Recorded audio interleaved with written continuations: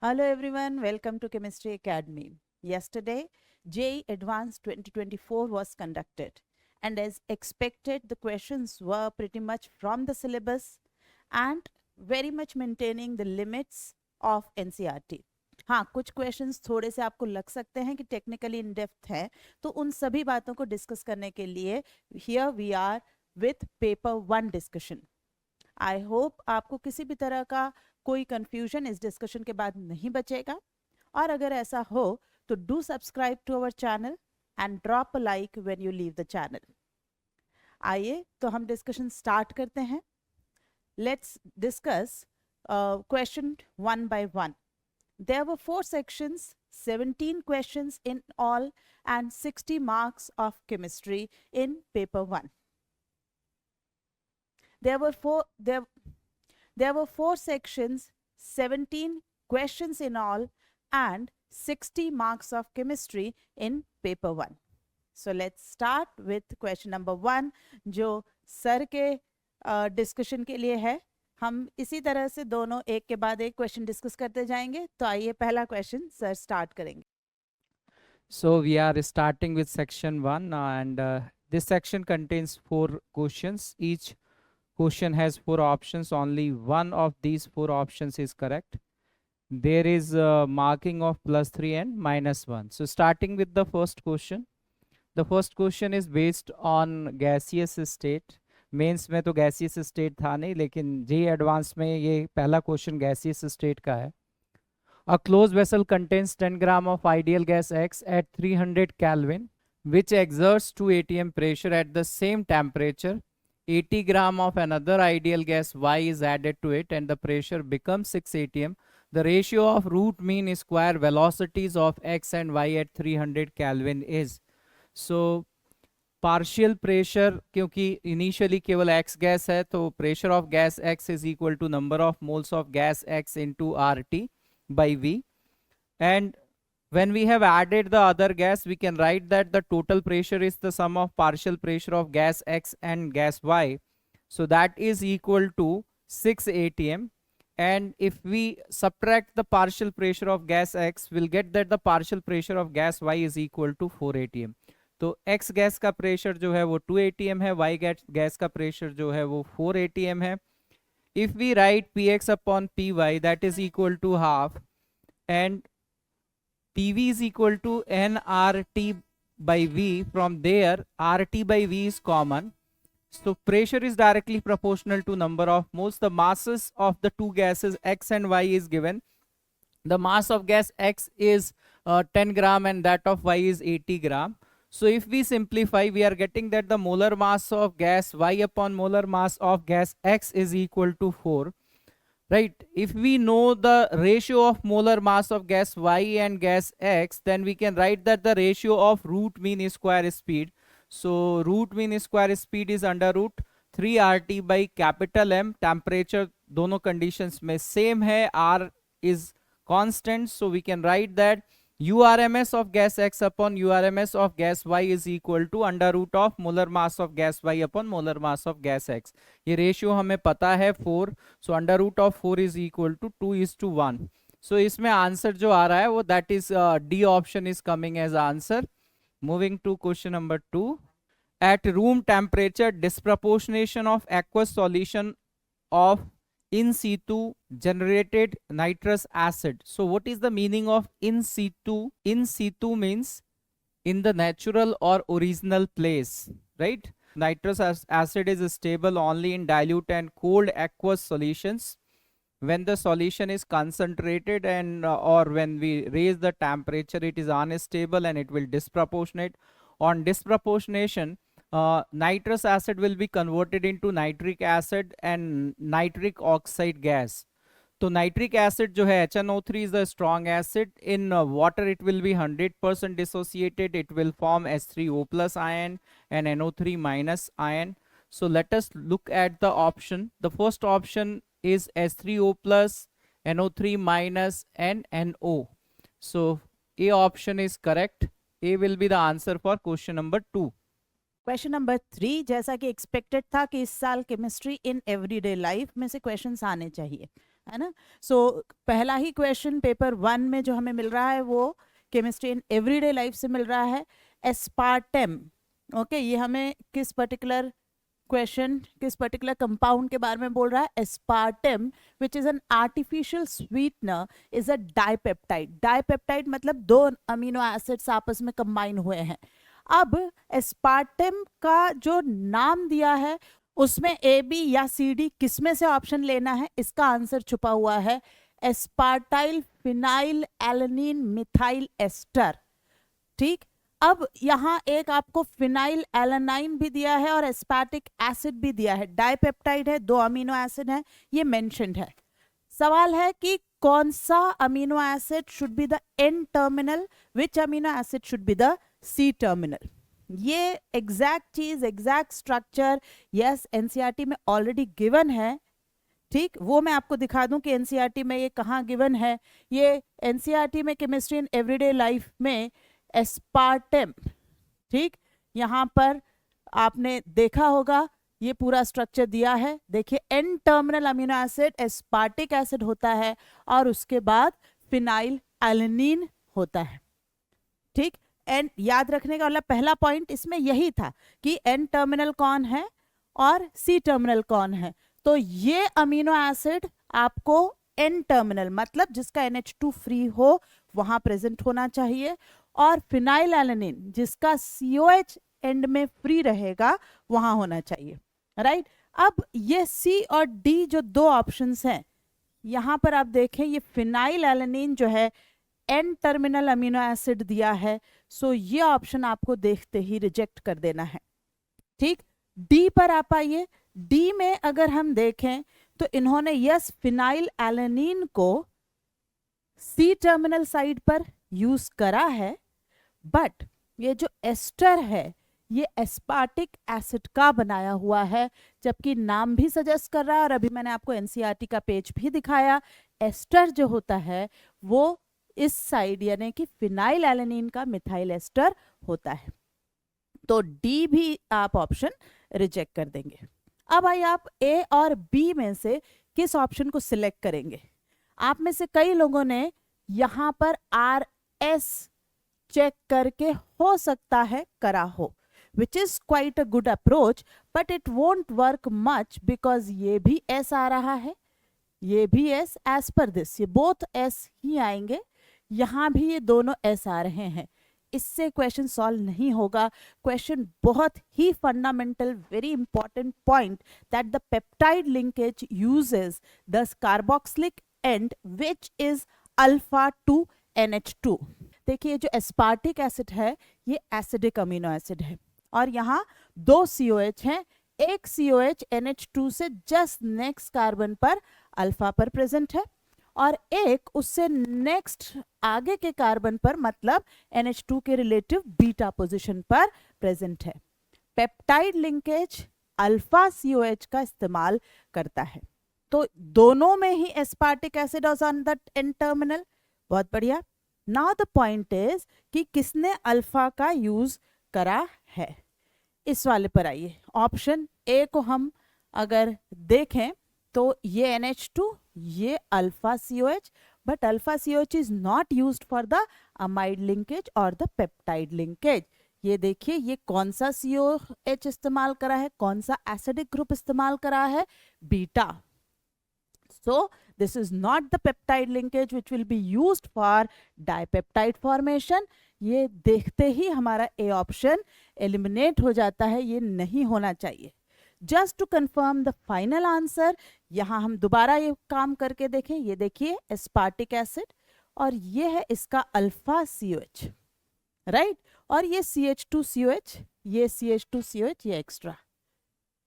ठीक, तो alpha site का यूज करते हुए और ये फिनाइल एलानिन का, इससे इसके वेज और डैश से आपको परेशान नहीं होना है क्योंकि आप RS निकाल के स्टेटस कंफर्म करेंगे कि क्या इनकी कॉन्फ़िगरेशन ओरिजिनल कंपाउंड जो रिएक्टेंट मेंशन करा है सवाल में और जो प्रोडक्ट में आ रहा है सेम है, वो आप RS से कंफर्म करेंगे। तो यस ये सब सेम है, ये अल्फा साइट से पेप्टाइड लिंकेज बना है और इसलिए आंसर इज बी। तो प्रैक्टिकली इस क्वेश्चन में बहुत ज़्यादा आपको पेन चलाने की ज़रूरत नहीं थी, हाँ, लेकिन आपको बेसिक ऑफ पेप्टाइड फॉर्मेशन कहाँ से होता है ये पता हो, और एस्पार्टिक एसिड में एस्पार्टेम में aspartic acid is at N terminal and phenylalanine is at C terminal. ये दो इंफॉर्मेशन के साथ you can learn to correct answer which is B, right? So let's now move to question number 4. Let me hand it over to sir. In this paper there are many questions from coordination compound, so this question is from coordination compound. Let us go through the question. Among the following options, select the option in which each complex in set 1 shows geometrical isomerism and the two complexes in set 2 are ionization isomers to each other. So if we go through the first option, A option, set 1 NiCO4 and PdCl2 PPS3 twice. पहला जो option है NiCO4 that is given in NCERT, carbonyl compounds में given है, and we know that here carbon monoxide will act like a strong field ligand and nickel is present in sp3 hybridization. तो अगर nickel का sp3 hybridization है तो geometry of NiCO4 is tetrahedral. Tetrahedral में जितने भी ligands होते हैं उनके बीच का जो डिफरेंस होता है वो सेम होता है। Because of that NiCO4 can not show geometrical isomerism. Tetrahedral complex जो है वो ऑप्टिकल आइसोमेरिज्म जरूर शो कर सकता है when all the four ligands attached to it is different, but there is no geometrical isomerism in NiCO4. So the first set 1 should be wrong. Let us look at the second part of set 1. ये जो compound दे रखा है ये इसमें central atom जो है वो palladium है which is of 4d series. We know that if the central metal atom is of 4d series then the crystal field splitting energy will be more and it can exceed the mean pairing energy. तो यहाँ पे अगर हम palladium के लिए electronic configuration की बात करें, निकल पैलेडियम प्लैटिनम, निकल अगर +2 ऑक्सीडेशन स्टेट में होता है तो इलेक्ट्रॉनिक कॉन्फ़िगरेशन होता है 3d8 4s0 and similarly palladium is present in +2 oxidation state, so electronic configuration is 4d8 5s0. So here because of this palladium this compound will exist in square planar form. तो अगर ये square planar form में होगा then we can write that it can have two types of geometrical isomerism. That is cis isomerism and trans isomerism. If the two chlorine atoms are present at the cis position it will show cis isomerism, and if it is at trans position then it will show trans isomerism, right? तो second part में जो है वो दो geometrical isomers होंगे but NiCO4 में कोई भी geometrical isomers नहीं है. Set 1 will be wrong. So A option will be wrong, right? But let us discuss the set 2 of A option. इसको भी clear कर लेते हैं. So the first part is done. The second part, set 2, when we are discussing CONS3 5 times Cl SO4 and CONS3 5 times SO4 Cl. These two compounds are ionization isomers to each other, because in the definition of ionization isomers, these isomers have same molar mass and are produced when the ligand in the coordination sphere and the anion outside the coordination sphere are exchanged with each other. The ligand which is exchanged must be an anion. So here Cl minus anion is exchanged with SO4 2 minus ion, right? So the ligand inside should be an anion and it is exchanged with an anion outside the coordination sphere. So set 2 is correct, but set 1 is wrong, and because of that we can say that option A is wrong. Moving to the B option. B option का set 1 है COEN NS3 twice Cl2 and PdCl2 PPS thrice twice. So the first part of this complex, it is an octahedral complex because it is a bidentate ligand, so we can write that MAA A2B2. तो जो ये bidentate ligand है वो हमेशा सिस position occupy करेगा। तो इस सिस position की अपोजिट पोजीशन को हम तीन तरह से ऑक्युपाई कर सकते हैं। अपोजिट पोजीशन पे या तो दोनों ए हो, या दोनों बी हो, या ये दोनों ए बी हो। अगर हम इनको एक्सचेंज करते हैं, क्योंकि सिंस दिस इज सिमेट्रिक तो कोई फर्क नहीं पड़ेगा। So we can say that this complex has 3 geometrical isomers. Already we have discussed that in case of PdCl2 PS thrice twice, इस केस में there are 2 geometrical isomers cis and trans. So the first set 1 is true here. It is showing geometrical isomerism. Moving to the second part, in the second part these two complex compounds has complex cation and complex anion. When we are discussing about ionization isomers, in ionization sphere there must be an ion, right? It should not be a complex ion. So यहाँ पे ये complex ion है। इस तरह के complexes जो हैं वो कोऑर्डिनेशन आइसोमेरिज्म शो करते हैं, they will not show ionization isomerism, because ionization isomerism के लिए आयोनाइजेशन स्फीयर के बाहर एक एनायन होना चाहिए। It should not be a complex anion, it should be a anion, it should not be a complex anion. So because of that ये जो option है सेट 2 का, that will be a wrong option, और इस वजह से हम कह सकते हैं कि बी ऑप्शन जो है वो रॉन्ग होगा। Moving to the C option. So अगर हम सी ऑप्शन की बात करें, CONS3 थ्राइस NO2 थ्राइस, ये Ma3B3 है, राइट? Ma3B3 कॉम्प्लेक्स में we know that facial and meridional there are 2 geometrical isomers. And the second part, COEN twice Cl2, so this is MAA twice B2 or A2, whatever we can say, right? So MAA twice B2. सो इस केस में जो B2 है वो या तो सिस position occupy कर सकता है या ट्रांस पोजीशन ऑक्युपाई कर सकता है। तो यहाँ पे हम ये कह सकते हैं कि it will show 2 geometrical isomers, right? तो यहाँ पे these 2 complexes are showing geometrical isomerism, so set 1 is correct. Moving to set 2, already we have discuss की आयोनाइजेशन स्फीयर में एक एनायन है और कोऑर्डिनेशन स्फीयर में एक एनायन जो है वो इससे एक्सचेंज होके जो कॉम्प्लेक्स बनाएगा, that is known as ionization isomers to each other. So this is also satisfying the condition. So from here we can say that C option is correct. Since it is a single correct question, तो हम यहीं पे question को खत्म कर सकते हैं कि हमारा आंसर C होगा। But let us discuss the D option why it is incorrect. D option की अगर हम बात करें तो CrNH5 Cl, ये जो कॉम्प्लेक्स है वो Ma5B टाइप ऑफ कॉम्प्लेक्स है, और इसमें B की सारी पोजीशंस पे A होंगे। तो we can say that there is no geometrical isomerism in case of Ma5B. When we are discussing about this MAA A2B2 type, so here we can say that there are 3 type of geometrical isomers depending upon कि हम जो A positions हैं उनकी opposite positions को किस तरह से fulfil कर सकते हैं। तो ये कोई ज्योमेट्रिकल आइसोमेरिज्म शो नहीं कर रहा है, इसलिए जो है वो डी का सेट 1 रॉन्ग है।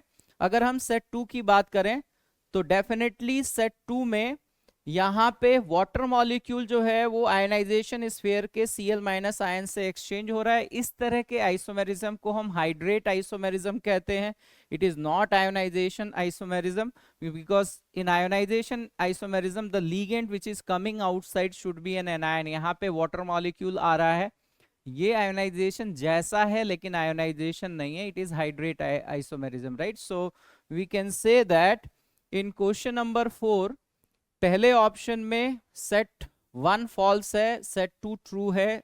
बी ऑप्शन में सेट 1 ट्रू है, सेट 2 फॉल्स है। सी ऑप्शन में सेट 1 एंड सेट 2 दोनों ही सही है। डी ऑप्शन में सेट 1 एंड सेट 2 दोनों ही रॉन्ग है, right? So from there also we can confirm that C will be the answer for question number 4। Let us move to question number 5। Question number 5 जो है वो section 2 है, जहां पे there are 3 questions. Each question has four option A, B, C, D. One or more than one of these four options are correct, and there is partial marking and negative marking of -2, right? So let us move to this question. The first part of the section 2, question number 5. Among the following, the correct statement for electrons in an atom is R. पहला option है uncertainty principle rules out the existence of definite paths for electrons. Heisenberg uncertainty principle क्या कहता है कि we can not determine exact position and exact momentum of an electron simultaneously, right. जबकि हम Bohr's theory में कहते हैं कि we can exactly find out what is the distance of electron in fifth orbit और थर्ड ऑर्बिट और fourth orbit और first orbit from the nucleus. There is a formula for it. We can also find out the speed of electron in a particular orbit, right? So this statement seems to be correct because according to Heisenberg uncertainty principle, simultaneously we cannot determine the exact position and exact momentum of electron. So A option should be correct. Moving to the B option, the energy of an electron in 2s orbital. So 2s orbital में bourse theory नहीं लगनी चाहिए, right? Orbital का concept जो है वो Schrodinger wave equation के बाद आया, वेव मैकेनिकल थ्योरी में आया. ऑर्बिट का कॉन्सेप्ट जो है वो बोर्स थ्योरी में. So for multi electron system when we are filling the energy, right, we are using Aufbau rule and increasing order of energy means n plus L value. जैसे जैसे हम n की value बढ़ाएंगे, जैसे जैसे हम nucleus से दूर जाएंगे, the energy of electron should increase. Electron की एनर्जी नेगेटिव है, न्यूक्लियस के पास में ज्यादा नेगेटिव एनर्जी है, न्यूक्लियस से दूर कम नेगेटिव एनर्जी है. So here they are saying that the energy of an electron in 2s orbital of an atom is lower than the energy of an electron that is infinitely far away from the nucleus. अगर कोई electron nucleus से infinite distance पे है, then we assume that the energy of the whole system is going to be zero if the electron is stationary, right? So this also seems to be correct. ये बिल्कुल correct है. Moving to the C option, according to Bohr's model, the most negative energy value for an electron is given by n is equal to 1, which corresponds to the most stable orbit. अगर हम Bohr's theory को use करें तो energy of electron in nth orbit is -13.6 z square upon n square. अगर n की value 1 है तो सबसे ज्यादा नेगेटिव वैल्यू होगी. In case of hydrogen atom we can say that the energy of the first orbit is -13.6. as we move away from the nucleus the negative value is going to decrease. जैसे second orbit में -3.4 electron volt पर atom, या अगर हम infinity पे चले जाएं तो energy will be zero. So according to Bohr's model the most negative energy value of an electron is given by n is equal to 1 seems to be correct. So C option भी correct है. Moving to D option, according to Bohr's model the magnitude of velocity of electron increases with increase in value of n. This seems to be wrong because Vn is equal to 2.188 into 10 to the power 6 z by n. It is inversely proportional to orbit number. जैसे जैसे हम nucleus से दूर जाते हैं speed की value कम होती है, kinetic energy is going to decrease. So D option wrong है.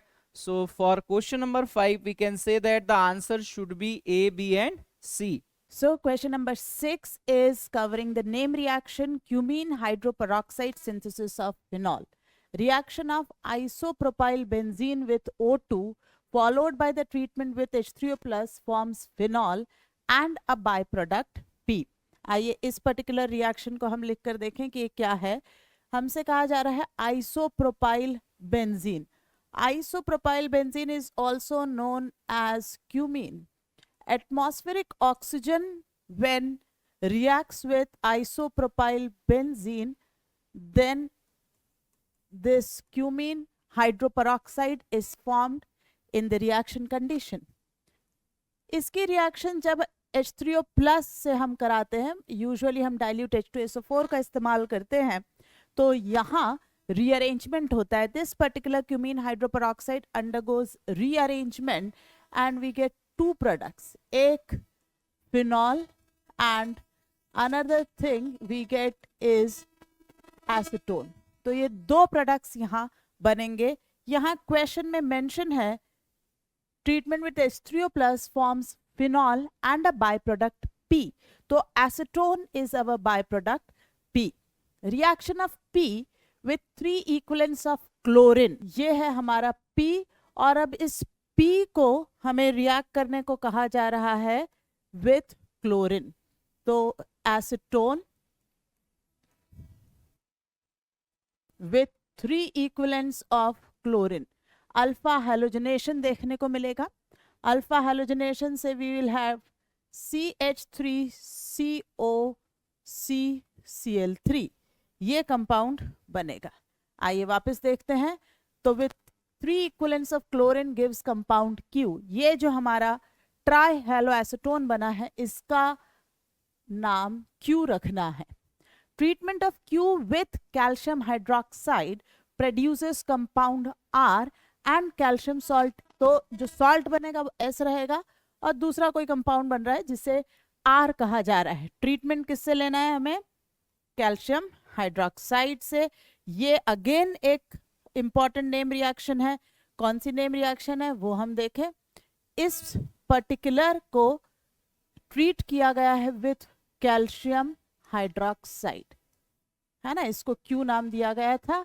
अब calcium hydroxide is a base, alpha hello try hello aldehyde ketone on reaction with a base gives a very famous reaction called haloform reaction। तो यहाँ हमें haloform reaction देखने को मिलेगा।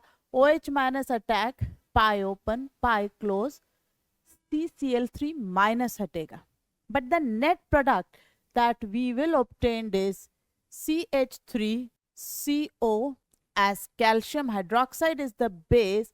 तो जो सॉल्ट बच रहा है पीछे उसका स्ट्रक्चर ये होगा, है ना। अब साथ में ये CCl3 माइनस जो हटा ये क्लोरोफॉर्म बन गया। तो अपने पास क्या बनी? दो चीजें, एक क्लोरोफॉर्म और एक calcium salt of acetic acid.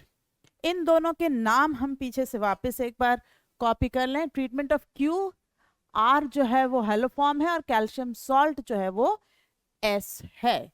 Calcium salt जो है वो S है और ये हेलोफॉर्म है R। ठीक, एक बार आप अच्छे से देख लीजिए। P एसीटोन है, Q आपका ट्राई हेलो एसीटोन है, R क्लोरोफॉर्म है और S जो है वो calcium salt of acetic acid है। आइए अब हम क्वेश्चन पर आते हैं। Reaction of P with R, ठीक, reaction of P with R in presence of QH, मतलब let's change the colour again and हम ब्लू पे चलते हैं। चलिए वापस, और P with CH3COCH3 with R, मतलब chloroform CHCl3 in presence of KOH। Chloroform का ये H acidic behave करता है in presence of KOH, so it generates a nucleophile trichlorocarbanion CCl3 minus that will attack on your acetone। So it is a simple nucleophilic addition reaction and the product will be CH3COH CCl3 CH3। This product will be formed by simple nucleophilic addition of chloroform and KOH. This is in general property of all aldehydes and ketones. So yes, CH3, CCl3 and OH added to acetone. A seems to be the correct answer.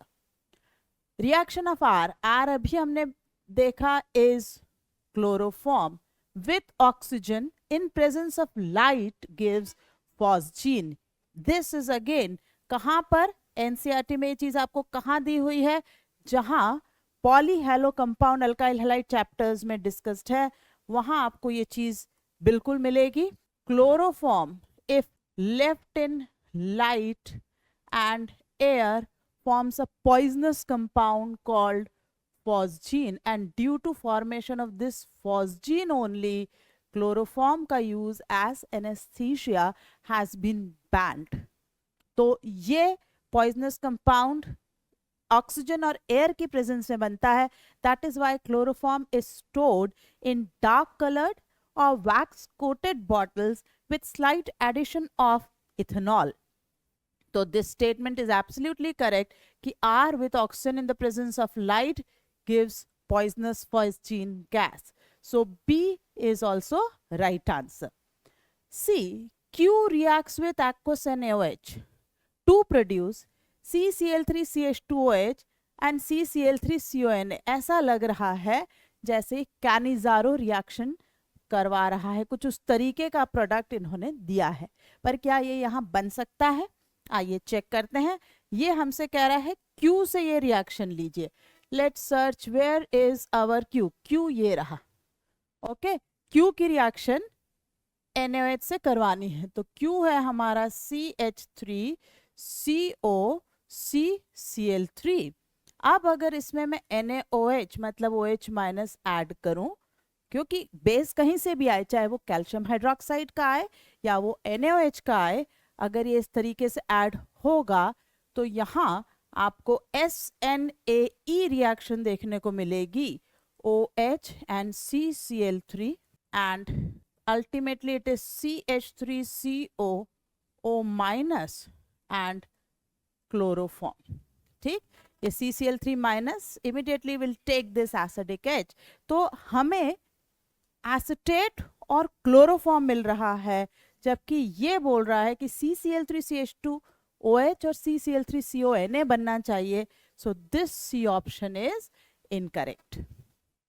ठीक है. S on heating gives P. Now let us see what are S and P. So let us search S. S तो ये रहा calcium salt. P है acetone. Okay, तो dry distillation of calcium salt यहाँ पर question में use किया जा रहा है. आइए उसको करके देखते हैं. तो dry distillation calcium salt of acetic acid use किया. COCH3CO, ये है आपका कैल्शियम सॉल्ट. मैं पूरी मैकेनिज्म और उन सब चीज़ों की बात ना करते हुए अगर शॉर्ट हैंड से भी आपको लिख कर दूं तो ये देखिए CaCO3 ऑन हीटिंग ये हट जाएगा और हमारे पास CaCO3 जाने के बाद क्या बच रहा है? एसीटोन. CH3COCH3 ये आपका आ गया एसीटोन. तो बिल्कुल सही. S को आपने हीट करा है और P आपको मिला है. हम इस ऑप्शन को बिल्कुल सही पा रहे हैं. लेट अस सी. ये देखिए S को हीट करा, acetone. Absolutely correct. So this should also be part of your answer. So final answer for question 6 has to be A, B and D. ठीक.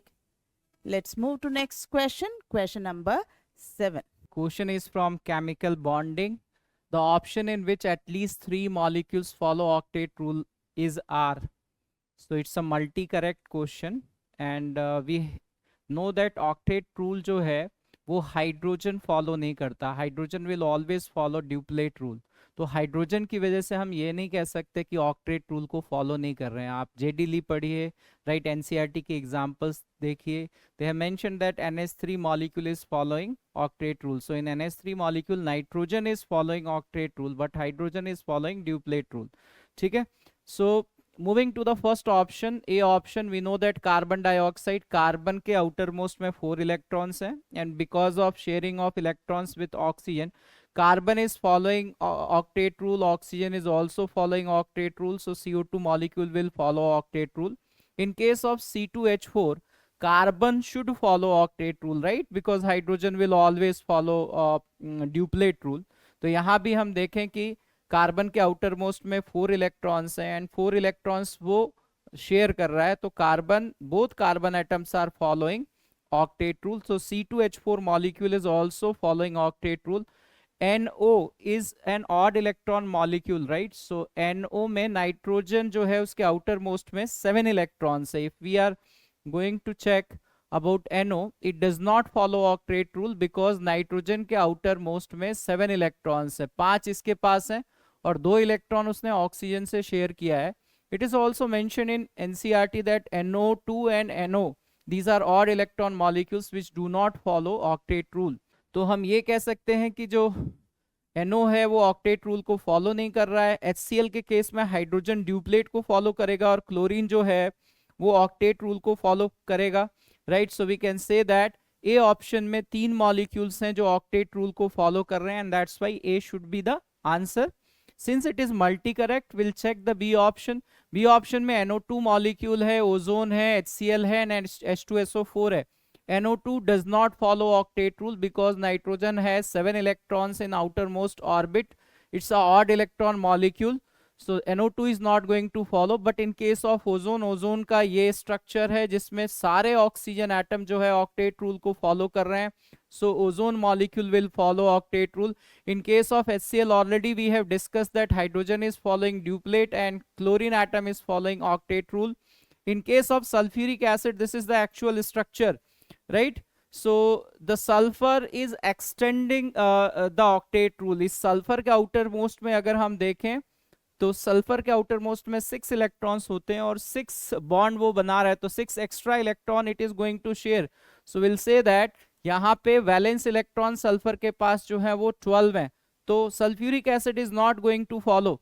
सो if we see, NO2 molecule is not going to follow, ozone molecule is following octet rule, HCl molecule is following octet rule, but sulfuric acid is not following octet rule, so B option will be wrong. Moving to C option, BCl3 में boron के outermost में 3 electrons हैं और 3 electrons वो 3 chlorine atom से share कर रहा है, तो इसके आउटर मोस्ट में 6 इलेक्ट्रॉन्स है. Boron is not following octet rule. In case of NO, we have already discussed that NO is odd electron molecule, so it is not following octet rule. In case of sulfuric acid also, we have discussed that sulfur has 12 electrons in outermost shell. That's why we can say that it is not following octet rule. तो इसमें सारे molecules जो हैं वो octet rule को follow नहीं कर रहे हैं. C option will be wrong option. D option को देखते हैं. Carbon dioxide is following octet rule. BCl3 is not following octet rule. Ozone is following octet rule and C2H4 is following octet rule. So D option में 3 molecules हैं जो octet rule को follow कर रहे हैं. So from here we can say that the answer for this question should be A and D. A and D option होना चाहिए इसका, ठीक है. And this question is framed from NCERT. All these things are given in NCERT. ठीक है, जो उन्होंने examples भी लिए वो NCERT से ही लिए हैं. So very simple question, question number 7. Let us move to the next question, question 8. So section 3 में question number 8 है. This section contains 6 questions. The answer to each question is a non-negative integer. There is no negative marking in this, +4 and 0. Question number 8, ये काफी simple question पूछा गया है thermodynamics से. They are asking that consider the following volume temperature diagram for the expansion of 5 moles of an ideal monoatomic gas. Considering only PV work is involved, the total change in enthalpy for the transformation of state in the sequence X, Y and Z. पहली बात तो ये है कि monoatomic ideal gas है. Monoatomic gas के अंदर Cp और Cv की वैल्यू कांस्टेंट होती है. आइडियल गैस है, ideal gas is participating in any process. We can directly write that DH is equal to NCP dt. If Cp is independent of temperature, we can write that delta H is equal to NCP delta T. So direct formula based question है. Cv की value इन्होंने दे रखी है, तो we can calculate what is the value of Cp. Delta T is given, number of moles of ideal gas is given, so we can direct put the formula delta H is equal to NCP delta T. और calculation भी बहुत simple है. By doing the calculation we are getting the answer in joule and that is 8120 joule. So very simple question on thermodynamics. Moving to question number 9. Consider the following reaction which follows the mechanism. Mechanism is given, the order of the reaction. So we know that the slowest step is the rate determining step. So here the second step is RDS. So the rate of the second step can be written as rate constant K2 into concentration of reactant raised to the power their stoichiometric coefficient. अब यहाँ पे जो N2O2 है that is not there in the reaction, main reaction में ये reactant है and ये product है, there is no N2O2 means N2O2 is reaction intermediate. जब भी रेट लॉ इक्वेशन में रिएक्शन इंटरमीडिएट आता है we have to eliminate because it is difficult to measure the concentration of reaction intermediate, it is easy to measure the concentration of reactants and product. That's why we have to eliminate the concentration of reaction intermediate. With the help of the first fast equilibrium reaction, we can write that the equilibrium constant is K1 upon K inverse, and that is equal to concentration of N2O2 upon concentration of NO whole square. तो यहाँ से हम N2O2 के concentration की value अगर rate law equation में लिखते हैं तो we are getting here that R2 is equal to K1 K2 upon K inverse concentration of NO whole square into concentration of hydrogen. Overall order of the reaction will be 3. यदि आप हमारा last video देखेंगे, right, some Olympiad question was discussed where the question is based on steady state approximation, right? So in that video this type of question or this type of concept I have discussed, right? And it's very simple, you will get everywhere. So it's also a very simple question, question number 9. Now moving to question number 10. Question number 10. Question number 10 says complete reaction of acetaldehyde with excess of formaldehyde. ये particular reaction आपने काफ़ी detail में पढ़ी होगी in chapter of aldehyde ketone, जहाँ aldehyde ketone में aldol और Cannizzaro दोनों पढ़ने के बाद आप एक रिएक्शन पढ़ते हैं जिसका नाम होता है टॉलेंस रिएक्शन।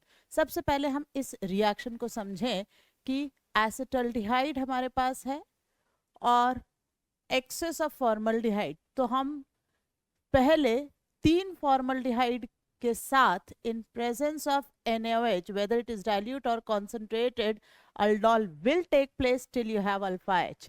तो आप 3 times aldol करवाते हैं और 3 times जब आप aldol करवाएंगे तो यहाँ जो स्ट्रक्चर तैयार हो जाएगा वो CH2OH 3 times CHO बना, ठीक, क्योंकि formaldehyde is given in excess और NaOH अभी भी अवेलेबल है और ऑलरेडी कॉन्सेंट्रेटेड NaOH का इस्तेमाल किया गया है which is suitable for Cannizzaro.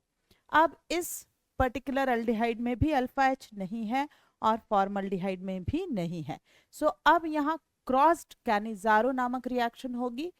This will be reduced to alcohol, so ये आपका अल्कोहल बन जाएगा और ये जो फॉर्मल्डिहाइड है ये आपका बनेगा सॉल्ट। ओके, ये क्या बन गया आपका salt, sodium salt. Upon heating with concentrated NaOH gives P and Q. Compound P does not give Tollens test. So this is an alcohol. I think I forgot to write one extra H. यहाँ एक H और होना चाहिए, है ना, alcohol बन रही है, इसको हम अच्छे से लिख लें। So let me add CH2OH 4 times, ठीक। ये अगर HNO3 के साथ रिएक्ट करा दिया जाए तो बहुत ही फेमस एक्सप्लोजिव्स बनाते हैं। खैर, तो P and Q, ये हो गया P और ये है आपका compound Q। P does not give tolerance test whereas Q on acidification, अगर Q को आपने एसिडिफाई किया तो क्या बन जाएगा फॉर्मिक एसिड। और आप सभी को पता है कि द ओनली एसिड जो आपको टॉलरेंस टेस्ट पॉजिटिव देता है हमारे सिलेबस में वो है फॉर्मिक एसिड, ठीक। Treatment of P with excess of cyclohexanone, ये जो P है इसमें 4 OH ग्रुप्स प्रेजेंट हैं। अब ये इसकी रिएक्शन करवाना चाह रहा है साइक्लोहेक्सेनोन के साथ, तो आपको यहाँ एसिटल कीटल फॉर्मेशन वाली रिएक्शन इस्तेमाल में लानी होगी। और मीडियम जो हम ड्राई HCl का यूजुअली इस्तेमाल करते हैं, यहाँ इन्होंने क्या दिया है, in presence of catalytic amount of para-toluene sulfonic acid PTSA।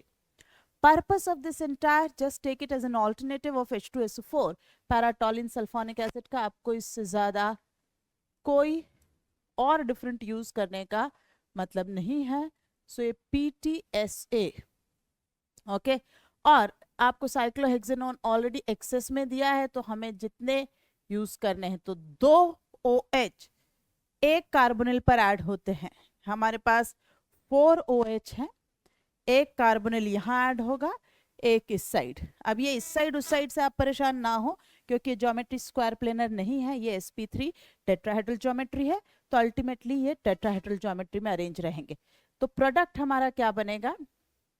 CH2O, CH2O, और ये आ गया आपका साइक्लोहेक्सेनॉन का carbonyl.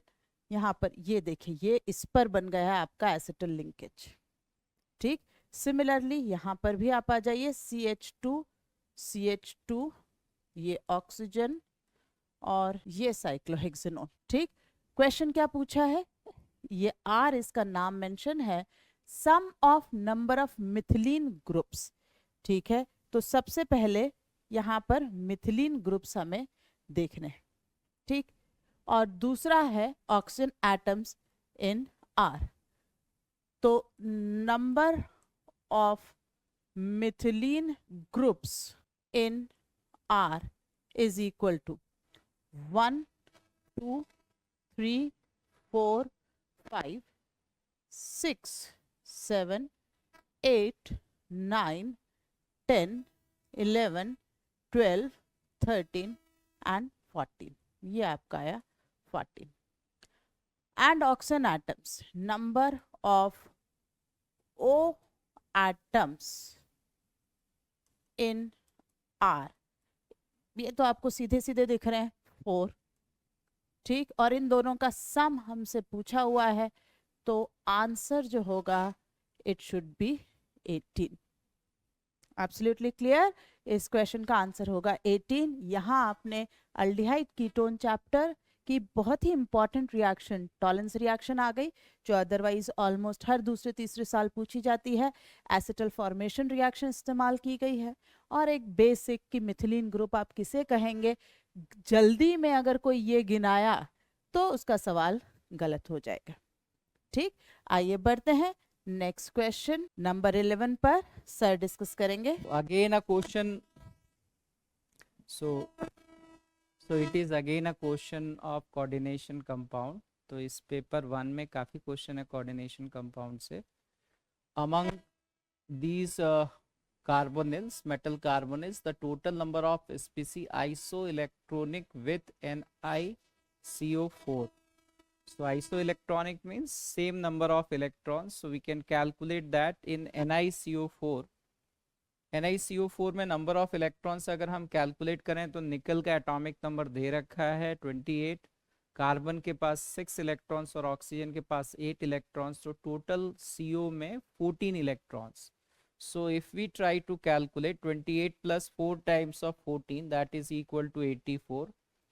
In case of VOCO6, vanadium का एटॉमिक नंबर जो है वो 23 है, and there are 6 carbonyl groups. So 23 plus 6 times of 14 is 107. CrCO5 में अगर हम नंबर ऑफ इलेक्ट्रॉन्स कैलकुलेट करें, क्रोमियम का atomic number 24, 5 times of 14, so this is coming 94. In case of CuCO thrice, the number of electrons is equal to 29 plus 3 times of 14, which is 71.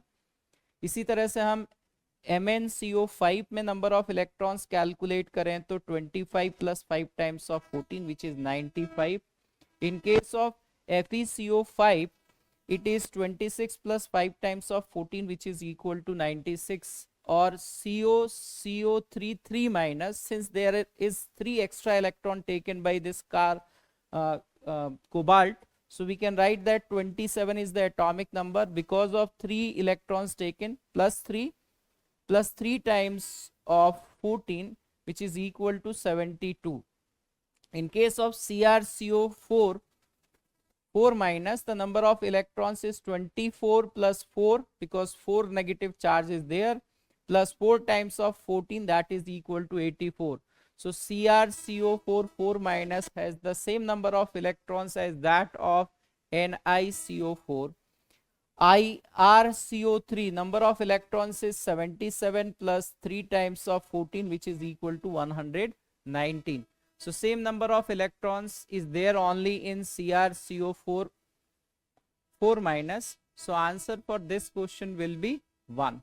Coming to question number 12, in the following reaction sequence the major product P is formed. और उसके बाद इस P को लेकर reactions पूछी हुई हैं. सबसे पहले हम इस P को बना लें कि ये P क्या है. तो ओरिजिनल कंपाउंड जो है वो लिखा हुआ है CH triple bond C single bond CH2 15 times COOET. ठीक, सबसे पहले इस पर Kucherov reaction Hg2 plus and H3O plus, ये कौन सी रिएक्शन होती है? Kucherov reaction. It is मार्कोनिक of addition of water on alkynes and followed by tautomerisation. तो ये एडिशन और टॉटोमराइजेशन के बाद ये कंपाउंड बनेगा. Next they are using second reaction which is zinc amalgam and HCl. Again an important name reaction called Clemmensen reduction. Clemmensen reduction will reduce only carbonyl, not esters. और carbonyl का reduction to alkene, तो 15 CH2 already थे, एक ये बन जाएगा 16 and COOET will continue, no change to ester. Finally it is said that hydrolysis or temperature given है, so hydrolysis of ester will take place. CH2 16 COOH and ETOH अलग हट जाएगा, इथेनॉल अलग हट जाएगा.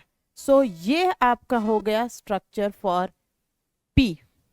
ठीक, which is an important compound stearic acid. Stearic STEARIC stearic acid. ठीक, ये total CH3 CH2 17 times COOH. अब हमें कहा गया glycerol reacts completely with excess of P. Why I took this? Because glycerol is an alcohol. तो alcohol react करेगा acid के साथ. ग्लिसरॉल का जो स्ट्रक्चर है वो हो गया OH OH OH. एसिड जो हमारे पास है वो है CH3 CH2 16 टाइम्स COOH. क्योंकि 3 OH है तो 3 मोल्स ऑफ एसिड हमें लगेगा. 3 मोल्स ऑफ एसिड लगने के बाद ये तीनों ही जगह पर एस्टर बन जाएगा.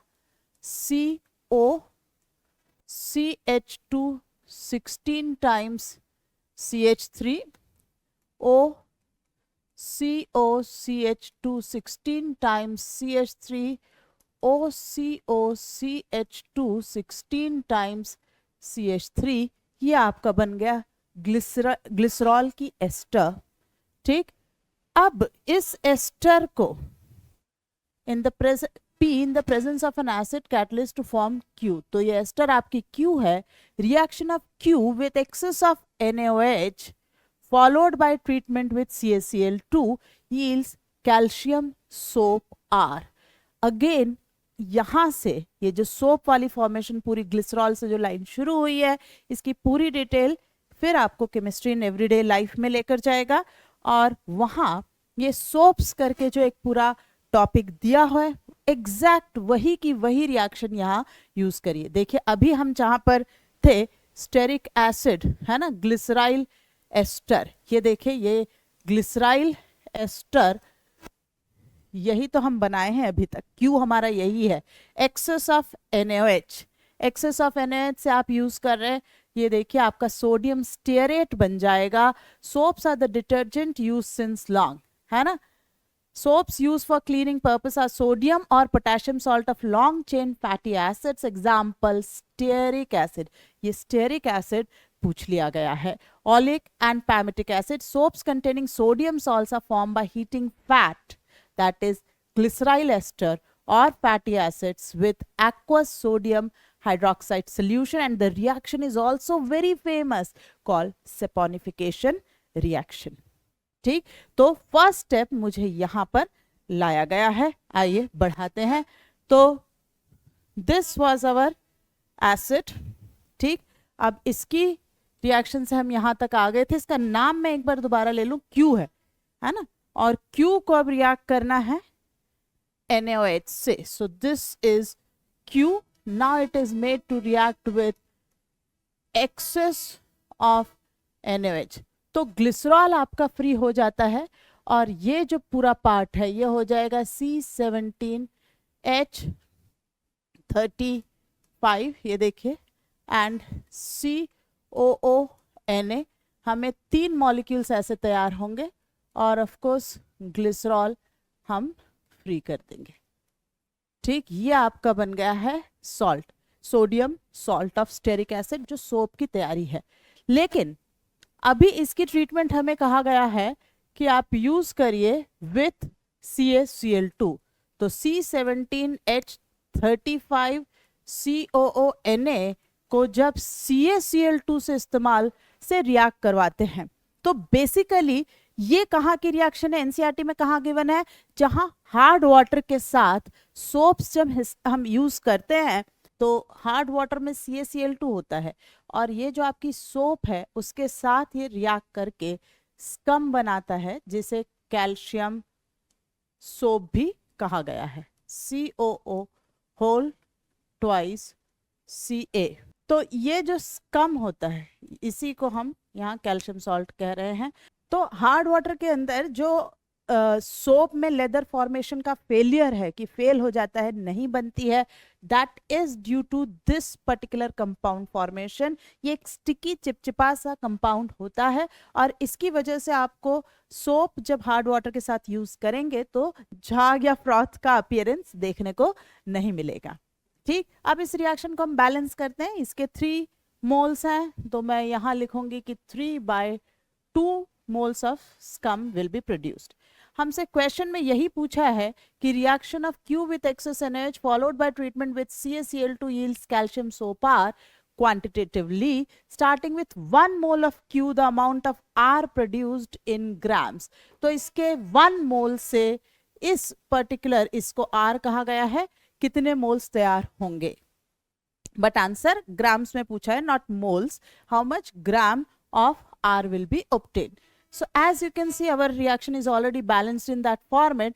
इस पर्टिकुलर का मॉलिक्यूलर वेट हमें बस पता होना चाहिए, 3/2 into molecular weight of R. सारा डेटा आपको क्वेश्चन में दिया हुआ है, एक एक एटॉमिक वेट. तो ये जो मॉलिक्यूलर वेट ऑफ R है ये सॉल्व करने पर 606 आ रहा है.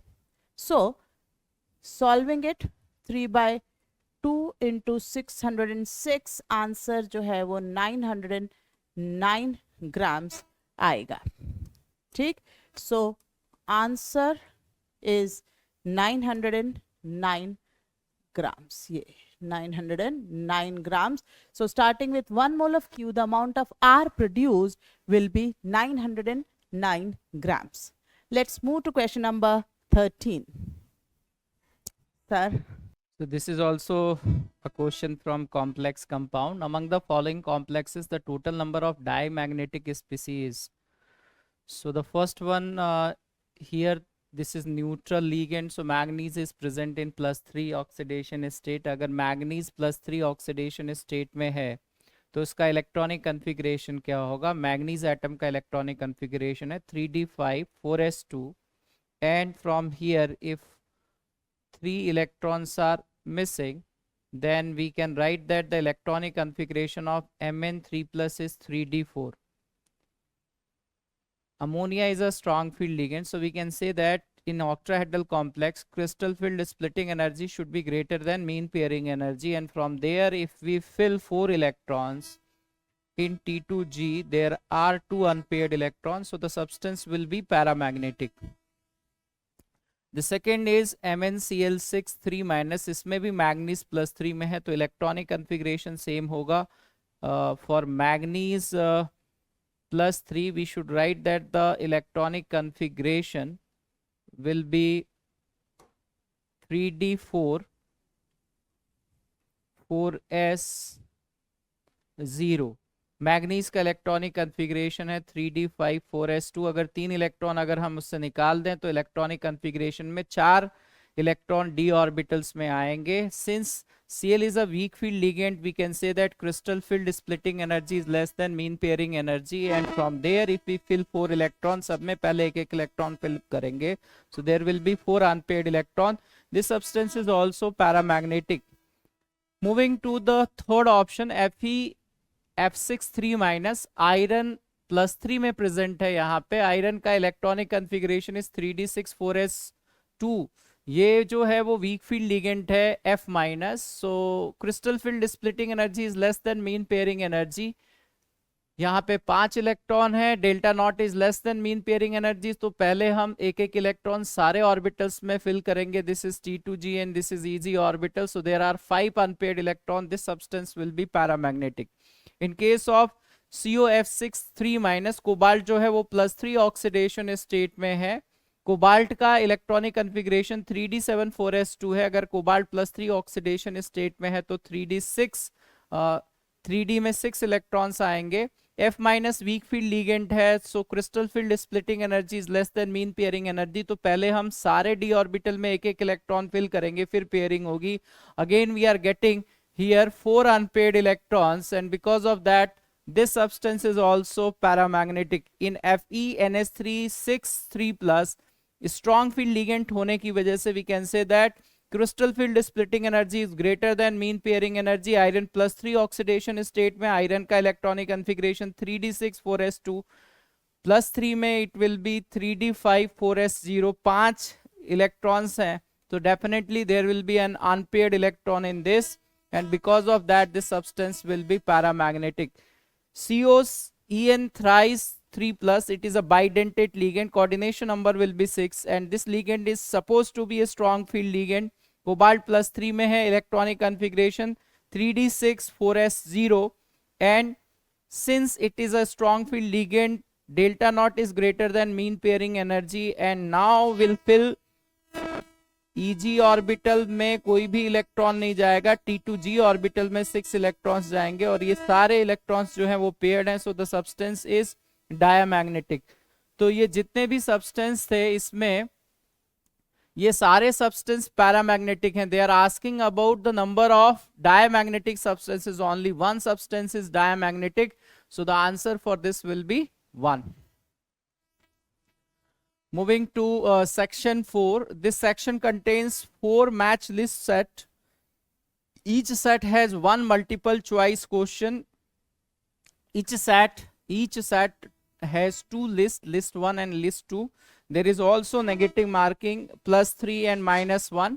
So question number 14. In a conductomeric titration, a small volume of titrant of higher concentration is added stepwise to a larger volume of titrate of much lower concentration. तो ये हमें ध्यान रखना है कि जो ऊपर से आ रहा है, जो ब्यूरेट से आ रहा है, वो हायर कंसंट्रेशन का है, और जो कोनिकल फ्लास्क में प्रेजेंट है वो लो कंसंट्रेशन का है. By adding this the concentration will almost remains constant. The conductance is measured after each addition. The limiting ionic conductivity lambda m naught की वैल्यू दे रखी है in SI unit. So different ions के लिए ये lambda m naught की value given है. Now for different combination of titrates and titrants given in list 1, the graph of conductance versus volume of titrant are given in list 2. Match each entry in list 1 with the appropriate entry in list 2 and choose the correct option. Very good question. इस तरह के question जो है वो पहले भी JEE advance में पूछे जा चुके हैं, right? So if we go through the first option, titrate and titrant. Titrate हमारा conical flask में है, KCl, it is present in excess amount, and drop by drop we are adding the titrant. So initially अगर हम इस container में जो chemical स्पीसी है उसका lambda m की वैल्यू हमें कैलकुलेट करनी है. So this is molar conductance on y-axis and the volume of the titrant added from the burette. so that is present on x-axis. So initially KCl, it is a strong strong electrolyte. Salt are example of a strong electrolyte, so K plus and Cl minus will be there. शुरू में जब हम ये drop by drop add कर रहे हैं तो during the titration it will act like a limiting reagent. एक ड्रॉप आया और रिएक्ट कर गया, तो finally we can write that this is converted into AgCl, K plus and NO3 minus. AgCl is a solid, it is not present in aqueous medium, so because of that there is no molar conductivity. K plus ion common है, the only change is the Cl minus is replaced by NO3 minus. As the titration progress, Cl is replaced by NO3 minus. अगर हम values देखें Cl और NO3 minus में, Cl minus के लिए lambda m not की value जो है स्लाइटली ग्रेटर है. हम ये कह सकते हैं कि during titration lambda m will be approximately constant. Because of a slight change in data, we can say that there is a slight decrease in the value of molar conductivity. तो अगर आप इन ग्राफ्स को देखो तो molar conductivity की value जो है वो डिक्रीज किस में हो रही है. And after that if we add AgNO3 there will be no chemical reaction. We are increasing Ag plus and NO3 minus ion in this system. Because of that the molar conductivity should increase.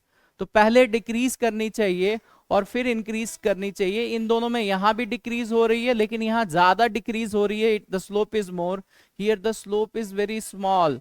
So from there we can say that P को जो है हमें third से match करना चाहिए. P should be match with third.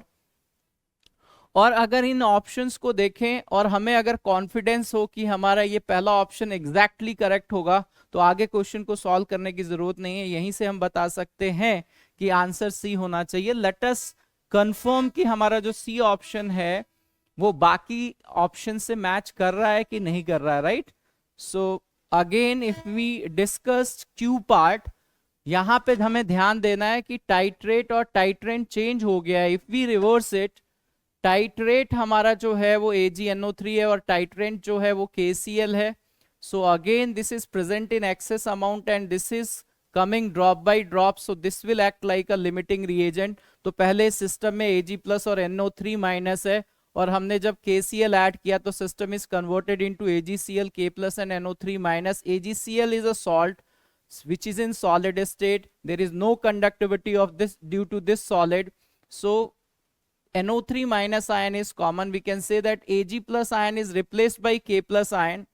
Ag plus ion की जगह K plus ion आ रहा है और lambda m नॉट की वैल्यू जो है वो K plus ion के लिए ज्यादा है. डिफरेंस बहुत ज्यादा नहीं है तो हम कह सकते हैं कि lambda m की वैल्यू जो है जब ये टाइट्रेशन प्रोग्रेस में होगा तो बढ़ेगी, बट जो चेंज होगा वो बहुत स्मॉल होगा. तो अगर हम यहाँ बाकी सारे ग्राफ्स में देखें, this graph is not matching because initially it is decreasing and then it is increasing. ये इसमें डिक्रीज कर रहा है, ये इसमें डिक्रीज कर रहा है, यहाँ भी डिक्रीज कर रहा है. एक ही ग्राफ है जहां पे कंडक्टेंस की वैल्यू इस डेटा से मैच कर रही है. पहले ये इंक्रीज करेगी, स्लाइट इंक्रीज करेगी and further if we add KCl when this reaction is completed we are adding electrolyte, lambda m should increase. right. तो ये फिर मैच कर रहा है. अगर आप देखो कि सी ऑप्शन हमने चूज किया था और सी ऑप्शन में P should be match with 3 and Q should be match with 4, तो Q मैच कर रहा है. तो अभी भी हमारा जो आंसर है वो C ही आ रहा है. Let us again confirm with the R option. R option में हमारा जो टाइट्रेट है वो NaOH है और टाइट्रेंट HCl है. मतलब ब्यूरेट में HCl है और कोनिकल फ्लास्क में NaOH है. It is a strong base, so it is present in the form of Na plus and OH minus. Drop by drop HCl आ रहा है. It is acting like a limiting reagent when the reaction is in progress. Finally तो ये खत्म होगा लेकिन during the progress of the reaction this is acting like a limiting reagent. So when this reaction will happen, salt will form and water will form because base and acid is reacting. तो अगर देखा जाए तो water is a bad conductor. Na plus ion common है, कोई change नहीं है. So OH minus ion and Cl minus ion. Anions में हमें पता है कि OH माइनस का lambda m नॉट बहुत ज्यादा होता है. अगर आप डेटा देखो lambda m not for OH minus ion they have mentioned 19.9. With respect to another anion, this value is very high. H plus की जो वैल्यू होती है OH माइनस OH माइनस की जो लैम्डा नॉट की वैल्यू होती है वो relatively other cations, monovalent cations और एनायन से बहुत ज्यादा होती है, and because of that we can say here that there is no change in Na plus ion, OH minus की जगह Cl माइनस ले रहा है, तो lambda m is going to decrease. So OH minus is replaced by Cl minus, and because of that lambda m should decrease. After that we are adding a strong acid, there is no reaction, so lambda m should increase. तो पहले जो है ये ज्यादा fast decrement होगा, right. Decrement वाले बहुत सारे हैं, जैसे ये डिक्रीमेंट है, ये बहुत कम डिक्रीमेंट है, यहाँ भी ये डिक्रीमेंट है, but this is constant. So second part of curve is also important. So from there we can say that R should be matched with 2. Again अगर हम C ऑप्शन में देखें तो C ऑप्शन में R is matching with 2. और हमारा जो last option है D option, in case of D option NaOH जो है वो टाइट्रेट है, and titrant is CH3COH. CH3COH is a weak acid which is coming from burette, और कोनिकल फ्लास्क में NaOH है. So this is also acid base reaction. This is acting like a limiting reagent. Most of the time this acid is mainly existing in the molecular form. तो जब ये reaction चल रही होगी तो उसमें अगर हम देखें तो there is formation of salt and water. Water is a bad conductor, Na plus ion is common, so again OH minus is replaced by acetate ion. OH minus का लैम्डा m एसिटेट आयन से बहुत ज्यादा, तो lambda m की value decrease करेगी. But after the completion of this reaction when we add weak electrolyte, lambda m will remain almost constant. तो अगर उसको हम देखें कि लैम्डा m की वैल्यू ऑलमोस्ट कांस्टेंट होगी और पहले डिक्रीज करेगी बाद में कांस्टेंट होगी, from there we can say that S should be matched with 5. Again it is confirmed that C option will be the answer for this. So this is a very good question. Already this concept has been asked in JEE Advanced. बार बार ये repeat हो रहा है, right? Conductance and conductivity. Moving to question number 15. Based on valence shell electron pair model, match the xenon compounds given in list 1 with the corresponding geometries and the number of lone pairs on xenon given in list 2 and choose the correct options. So we are going one by one. जो पहला option है हमारा, the first option is about XeF2. अगर हम valence shell electron pair repulsion theory लगाएं, xenon central atom है, fluorine monovalent atom है, तो ये एक सिंगल बॉन्ड जिनॉन के साथ बनाएगा. दो फ्लोरीन एटम है, so bond pair will be 2. Xenon के आउटर मोस्ट में 8 इलेक्ट्रॉन्स होते हैं. अगर 2 इलेक्ट्रॉन फ्लोरीन एटम के साथ शेयर हो गए तो 6 इलेक्ट्रॉन्स जो कि 3 लोन पेयर के फॉर्म में एग्जिस्ट करेंगे. 2 bond pair and 3 lone pair, मतलब हम ये कह सकते हैं कि इस मॉलिक्यूल की जो ज्योमेट्री होगी वो ट्रायगोनल बाइपिरामिडल ज्योमेट्री होगी. Lone pair will always present at equatorial position, तो 3 लोन पेयर हम इक्वेटोरियल पोजीशन पे रख देंगे. तो this molecule has linear geometry, right. ये मॉलिक्यूल की लीनियर ज्योमेट्री होगी. So if we try to match here XeF2 trigonal bipyramidal sp3d hybridisation की वजह से trigonal bipyramidal with 3 lone pair of electrons. So trigonal bipyramidal with 3 lone pair of electrons. So P should be matched with 5. A और B option दोनों में P should be matched with 5. तो हमें दूसरा option भी सॉल्व करना पड़ेगा. Let us move to the Q option. Q option में XeF4 है. Again in case of XeF4, ये सराउंडिंग एटम है 4, तो बॉन्ड पेयर जिनॉन एटम से ये सिग्मा बॉन्ड बनाएंगे. Bond pairs will be 4.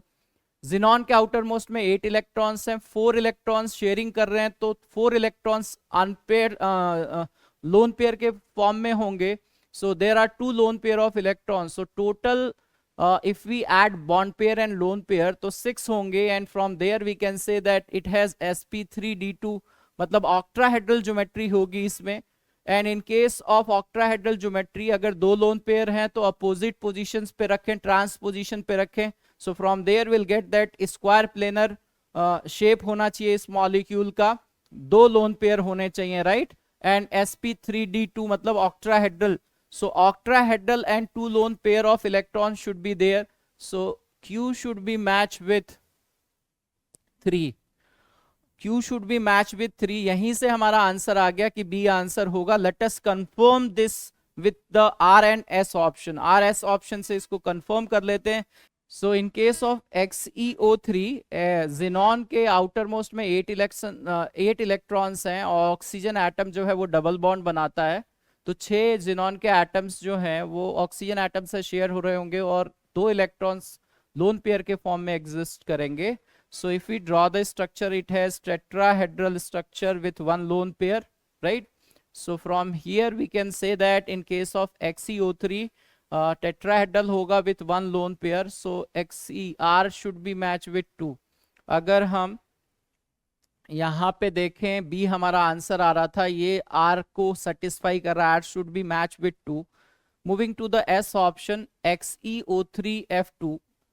Xenon के आउटर मोस्ट में 8 electrons, oxygen will form double bond, तो जिनॉन अपने 6 इलेक्ट्रॉन्स ऑक्सीजन एटम से शेयर कर रहा होगा और 2 इलेक्ट्रॉन्स फ्लोरीन से. यहाँ इसके पास कोई लोन पेयर नहीं है एंड द बॉन्ड पेयर मतलब सिग्मा बॉन्ड जो होंगे वो टोटल 5 होंगे. There is no lone pair of electrons on xenon atoms. So this is the structure.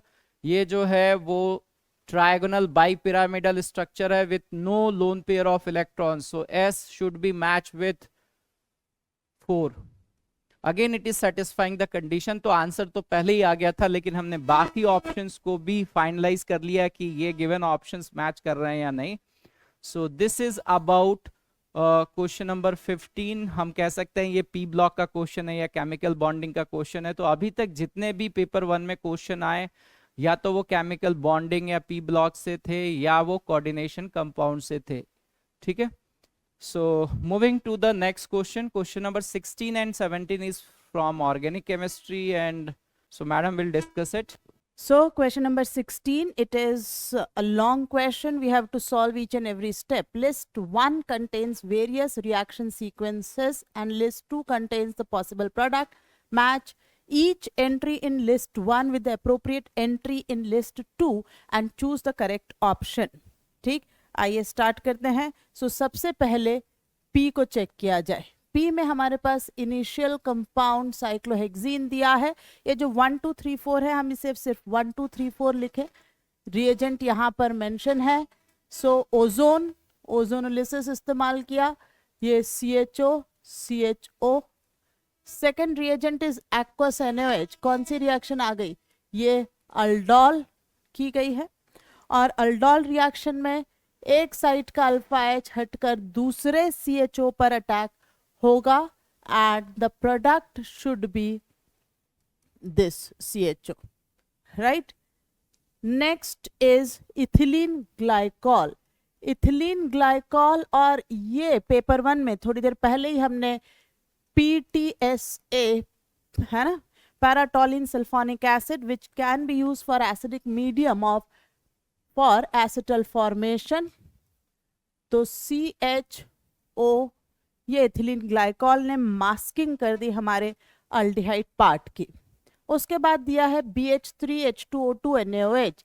ये रिएक्शन है HBO, hydroboration oxidation. Hydroboration oxidation is just addition of water, but on the less substituted पे मैंने OH add कर देना है. अब कहा जा रहा है हाइड्रोलिसिस H3O+. तो मास्किंग का रिमूवल करना होगा. CHO will be regenerated, OH यहाँ आया. And lastly we have to react with NaBH4. NaBH4 will have no impact, no effect on alcohol, but will reduce this CHO to CH2OH. Now let us check which particular structure satisfies this. So it seems that this is the third structure as mentioned here. So P का match is third. P का match third. तीन option में आ रहा है. So maximum we could do is eliminate the D option. ठीक, अब वापस चलते हैं. Let us move to question number Q. Q part पर आते हैं. Q पार्ट में sequence of reaction is similar, but initial starting material is methyl cyclohexene. Methyl cyclohexene में फिर वही बात, ओजोनोलिसिस CHO, ये हो गया आपका ओजोनोलिसिस प्रोडक्ट. फिर अल्डोल कराई गई है. Second step is aldol. Aldol के लिए ये क्रॉस डल्डॉल है, आपके पास एक साइट ऑफ अटैक है कीटोन और एक है अल्डिहाइड, तो जब भी ऐसा होता है हमें अल्डिहाइड पर अटैक करना होगा। तो यस 5 मेंबर रिंग तो हम बनाएंगे, बट ये COCH3 आपका एक्स्ट्रा बचेगा।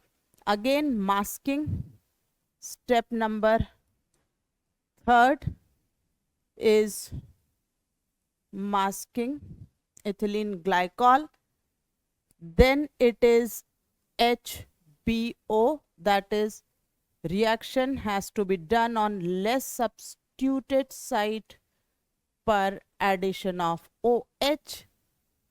हाइड्रोलिसिस, मास्किंग हटाना है, मास्किंग हटा दी, ये डबल बॉन्ड O रीजनरेट हो गया है ketone. And last step is NaBH4। सो इस पर NaBH4 no effect on alcohol, only ketone is reduced to OH। सो इस बार ये कौन सा ऑप्शन मैच कर रहा है देखें, फर्स्ट नहीं, सेकंड नहीं, थर्ड नहीं, फोर्थ, फिफ्थ देखिए OH और ये 2 डिग्री अल्कोहल, ये side. So this is our 5th structure. Q का answer has to be 5। Looking at these combinations, P का 3, Q का 5, A and C answers are the probable answers. B is also eliminated. Now let us solve R and S. हम अब R and S solve करते हैं। So first R को देखिए, R में पहले कीटोन बना हुआ है, पिछले क्वेश्चन में ओजोन लिसिस से हमने बनवाया था, या ऑलरेडी बना हुआ है, और फर्स्ट स्टेप मास्किंग की दिख रही है। So let us do masking, ये इथिलीन ग्लाइकॉल PTS से। अब सेकंड स्टेप जो है ये मर्क्यूरिक एसिटेट वाला है ना, ये रिएक्शन है OMDM। तो अब यहाँ चेंज हो गया है, OMDM is Markovnikov addition of water. तो more substituted site of the double bond will finally have alcohol group। Third step hydrolysis, मतलब removal of masking। If I remove masking, the ketone part will be regenerated। And lastly NaBH4 as step number 4। So this ketone is converted to OH। Now let us check ये कौन सा option satisfy कर रहा है। It seems to be 4। ये देखिए ये structure हमारा आया है, तो R का मैच हमें 4 चाहिए, है ना, R का मैच 4 चाहिए। आई थिंक हम B और D ऑलरेडी ऑप्शन से एलिमिनेट कर चुके थे, R का 4, तो it seems A is a probable answer, A ही सही है। विल चेक दो S also. Moving to S, S is same compound as given in R, same वही आपको मास्किंग दी हुई है, repetition of similar step. So ये हमारा हो गया मास्किंग का product. Then hydroboration oxidation as second step, यहाँ Markovnikov of addition of water कराया है, और यहाँ anti Markovnikov of addition of water कराया गया। रेस्ट फिर वही कि थर्ड स्टेप में मास्किंग ओपन कर दी गई, और ये ketone. And the last step 4, that is reduction by NaBH4 OH and OH, right. तो ये स्ट्रक्चर हमारा आ रहा है, बीच में मिथाइल और 2 OH। ये first check, this is your first structure. So S का match should be 1, perfect match। P का 3, Q का 5, R 4 and S 1। So answer of this question is A, right? Let's move to question number 17, and it is the last question of this paper। So this again is a similar question, List 1 contains various reaction sequence and list 2 contains different phenolic compounds. Fix ही है, phenol ही आने हैं. Match each entry in list 1 with appropriate entry in list 2 and choose the correct option. फिर से हम वही तरीका करते हैं, एक एक सॉल्व करते जाएंगे और ऑप्शंस में से देखेंगे क्या हो सकता है. सबसे पहले P में हमें इनिशियल स्टार्टिंग मटेरियल जो है वो बेंजीन सल्फोनिक एसिड गिवन है. मॉल्टन NaOH के साथ जब इसकी रिएक्शन होती है तो it forms sodium phenoxide ONA, और इसी को न्यूट्रलाइज करने के लिए आपको H3O प्लस गिवन है, इसलिए OH. ठीक. Now concentrated HNO3, again I will say please read NCERT multiple times.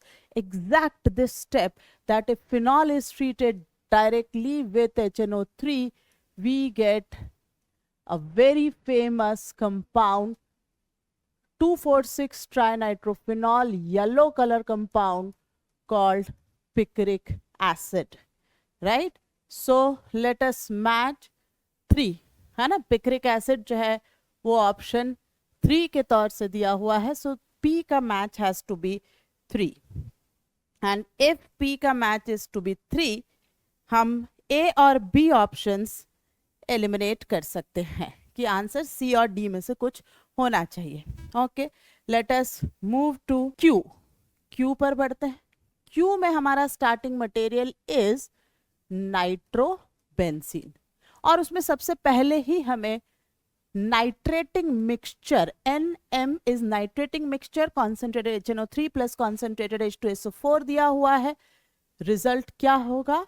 Nitration at meta position. After nitration it is tin and HCl which will cause reduction of these compounds NO2 या these groups NO2 to N.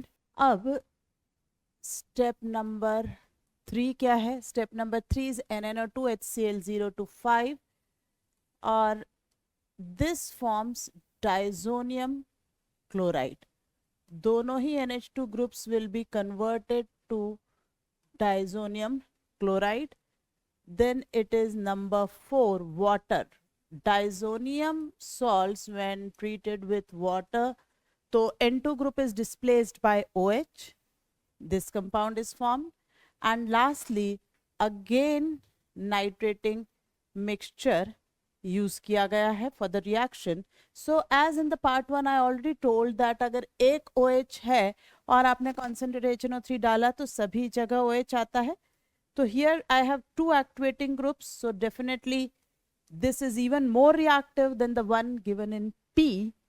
So we will have NO2 at all possible positions, तीनों जगह आया. Now let us check ये कौन सा structure है. So I think this is structure number 5. So Q का answer is 5. By going for P and Q only, we can end up that answer has to be C. Answer C होना चाहिए. We will confirm R and S also, but इतना करके ही आप answer C conclude कर सकते थे. आइए हम आगे बढ़ते हैं. For R and S भी चेक कर लेते हैं. R option. R ऑप्शन में हमें 2 OH ऑलरेडी प्रेजेंट है. अब इसकी रिएक्शन कराई है कॉन्सेंट्रेटेड H2SO4 से. कॉन्सेंट्रेटेड H2SO4 सल्फोनेशन करेगा, बट दोनों OH के बीच वाली पोजीशन प्रिफर नहीं करेगा because SO3H is a bulky group. बाकी 2 पोजीशन पर हम SO3H इस तरीके से इंट्रोड्यूस कर देंगे. ठीक. अब किया गया है नाइट्रेशन. नाइट्रेशन जब करा जा रहा है तो मेरे पास NO2 तो इंट्रोड्यूस करना है. हाँ, आपको ये कंफ्यूजन हो सकता है कि हम इप्सो भी कराएं या नहीं कराएं. तो यूजुअली अगर followed by step H3O plus heat की है तो आपको इप्सो नहीं कराना चाहिए. दैट इज एन इंडिकेशन कि masking is removed in the next step, और ऐसा है तो ये दोनों मास्किंग हटी और ये NO2 यहाँ आया. NO2 यहाँ आया तो ये आंसर हुआ 4, राइट. ये आपका 4 स्ट्रक्चर मैच कर रहा है. सो आर का मैच इज 4. हम ऑलरेडी सी ऑप्शन एक्सपेक्टेड लेके चल रहे हैं. आर का match 4. Right. Last S part discuss किया जाए तो एस पार्ट के अंदर हमारी starting material is टॉलिन. First step alkaline KMnO4 followed by H3O plus will give you benzoic acid. ठीक. बेंजोइक एसिड पर अगर नाइट्रेशन किया जाता है तो it will form Meta position पर नाइट्रो ग्रुप्स. नाइट्रेटिंग मिक्सचर जब डाला गया तो COOH की मेटा पोजिशंस जो हैं वहां पर आपने NO2 लगा लेना है. Then it is SOCl2 and ammonia. Step number 3. Step number 3 दो पार्ट में है. पहले SOCl2 तो this will become acid chloride और उसके बाद कहा गया है ammonia. As a result amide तैयार हो जाएगा CONH2. Amide will be formed after step number 3rd. Here comes 4th, that is bromine and NaOH.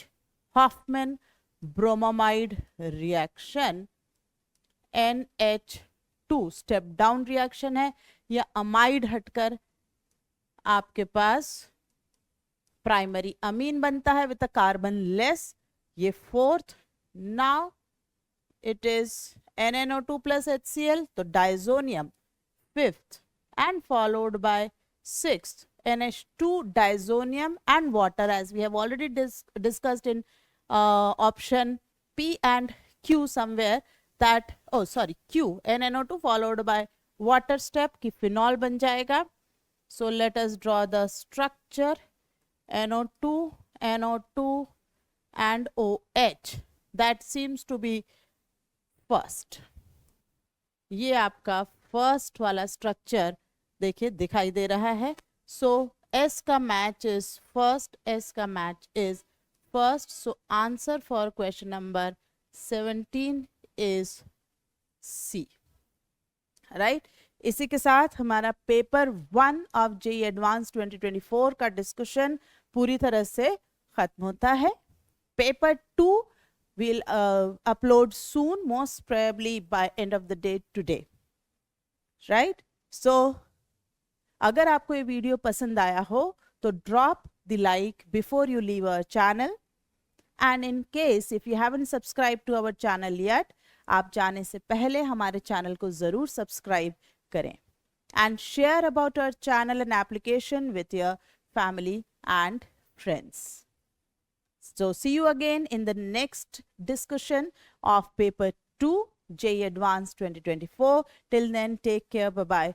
Thank you.